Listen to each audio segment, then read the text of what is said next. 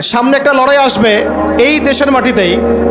এটা আমাদের ভবিষ্যৎবাণী না, এটা আমাদের দূরদর্শিতার আলোকে বলছি।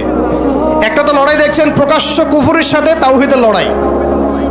একটা লড়াই দেখছেন না, প্রকাশ্য কুফরির সাথে কিসের লড়াই? তাওহীদের। সামনে একটা লড়াই দেখবেন মডারেট ইসলামের সাথে প্রকৃত ইসলামের লড়াই।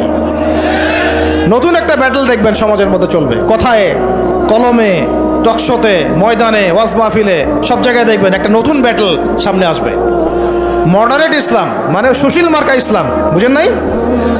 সুশীল মার্কা পশ্চিমা আদলের এক ইসলাম, পশ্চিমাদের সন্তুষ্টি সাধনকারী ইসলাম, এবং যে ইসলামটাকে ওরা প্রমোট করবে, এর সাথে একটা লড়াই দেখা যাবে যারা নবী মুহাম্মদ সাল্লাল্লাহু আলাইহি ওয়াসাল্লাম এবং সাহাবীদের সেই সিরাতের আদলের ইসলাম মানে। এইটার সাথে একটা কনফ্লিক্ট সামনে দেখবেন, আপনারা দেখে নিয়েন ইনশাআল্লাহ। কারণ আমরা খুব গভীরভাবে অবজার্ভ করছি বিষয়গুলো, যে যারা এতদিন পর্যন্ত সুযোগ সন্ধানী ছিলেন তারা এখন মডারেট ইসলামের দীক্ষায় দীক্ষিত হচ্ছেন। এই ইসলাম দিয়ে আল্লাহর জমিনে দিন কায়েম হবে না। ইসলামে আল্লাহর জমিনে দিন কায়েম করতে হলে সাহাবীদের ইসলাম নিয়ে আসতে হবে বাংলার জমিনে। সাহাবীদের ইসলাম শুধু আমর বিল মারুফের ইসলাম ছিল না, এখানে নাহি আনিল মুনকারও ছিল।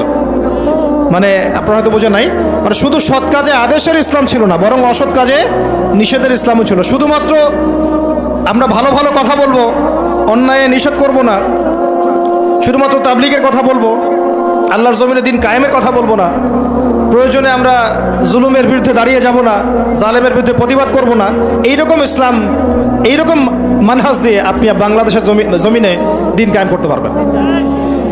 এখন কথা হচ্ছে, আমি অনেক গভীরে চলে যাচ্ছি। যুবক ভাইদেরকে বলছিলাম যে নামাজের সাথে তেলাওয়াত ধরে রাখেন, আজকার ধরে রাখেন, ওলামা ইকরামের সোহবত ধরে রাখেন, এবং প্রকৃত ইসলাম আর এই Protestant version of Islam, moderate Islam, এর পার্থক্য বোঝার চেষ্টা করবেন। ইসলাম শিখবেন আল্লাহ, তার রাসূল এবং সাহাবীদের কাছ থেকে।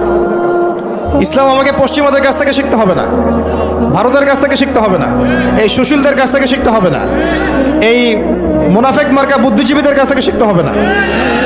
ইসলাম শিখবো কোত্থেকে? সাহাবীদের কাছ থেকে। কাদের কাছ থেকে? এবং সিরাত থেকে আমি দলিল নিব। কোত্থেকে দলিল নিব?